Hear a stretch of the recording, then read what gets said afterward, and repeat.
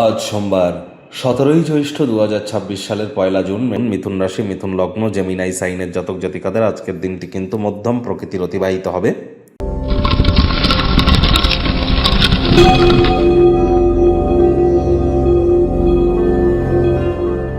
ভিডিওটির শুরুতেই স্ক্রিনে আপনারা দেখতে পাচ্ছেন নবগ্রহ বীজমন্ত্র। পারলে 9টি গ্রহকেই শান্ত রাখবার জন্য এই নবগ্রহ বীজমন্ত্র প্রতিদিন 108 বার করে জপ করুন। অত্যন্ত উপকৃত হবেন। একই সাথে 9টি গ্রহকে শান্ত রাখতে পারবেন, এর থেকে বেটার কিছু আর হতেই পারে না। আর আপনারা কিন্তু অবশ্যই ভুলভাল উচ্চারণ করলেও কোনো নেগেটিভ ইম্প্যাক্ট পড়ে না। আর অন্য কোনো মন্ত্র যদি ভুল উচ্চারণ করেন, পজিটিভিটির বদলে কিন্তু আমাদের লাইফে নেগেটিভিটিও আসতে পারে। এটি মাথায় কিন্তু রাখতে হবে। আর হ্যাঁ বন্ধুরা, এই যে জুন মাস অত্যন্ত গুরুত্বপূর্ণ একটি মাস, তার কারণ জুন মাসে কিন্তু আমরা বৃহস্পতিকে অতিচারী অবস্থানে আমরা কিন্তু উচ্চস্থ হতে দেখব। হ্যাঁ, জুপিটার এক্সল্টেড হতে চলেছে জুন মাসে। জুন মাসে আমরা কিন্তু মঙ্গলকেও সক্ষেত্রে দেখব, বুধকেও সক্ষেত্রে দেখব, বুধাদিত্য যোগ দেখব, লক্ষ্মীনারায়ণ যোগ দেখব, কেদার কুবের যোগ দেখব, আবার সরস্বতী যোগও কিন্তু আমরা পরিলক্ষিত করব। অনেকের ক্ষেত্রে তো রুচক এবং ভদ্রা নামক পঞ্চমহাপুরুষ যোগও আমরা পরিলক্ষিত করব।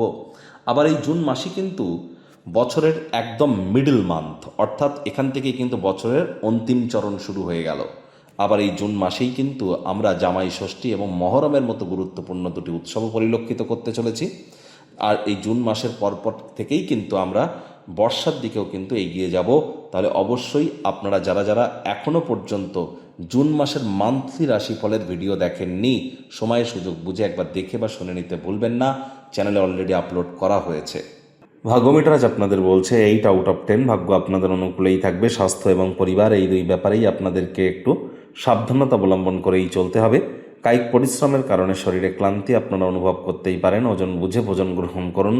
রাস্তাঘাটে সাবধানে গাড়ি ঘোড়া চালান। কোনো প্রকার নেতিবাচক অনুভূতির আশ্রয় ভুলেও যেন গ্রহণ করবেন না। হতাশা কিন্তু গ্রাস করতেই পারে। অর্থগত ব্যাপারে আয় ইনকাম বাড়বে। নতুন উদ্যোগ, পরিকল্পনা, নির্মাণ কার্যের শুরুয়াতও কিন্তু আজ করা যেতেই পারে। চাকরিজীবীদের জন্য অফিসের পরিবেশ এক প্রকার বেশ। বস কলিগদের সাথে ভাব ভালোবাসা বাড়বে। কর্মে গতি অনুভব করবেন। নিজের মেধা, দক্ষতা, ট্যালেন্টের দৌলতে প্রশংসার পাত্রপাত্রীও আপনারা কিন্তু হতেই পারেন। রাজনীতিবিদ যারা আছেন, জনসংযোগ বৃদ্ধি করুন। সমাজে পপুলারিটিও আপনাদের বাড়বে। নতুন মক্কেলদের সাথে আলাপ আলোচনা করবার জন্য চমৎকার একটি দিন। আজ শিক্ষার্থী বিদ্যার্থীরাও যে কোনো প্রকার পরীক্ষা প্রতিযোগিতায় সফলতা প্রাপ্তি করবেন।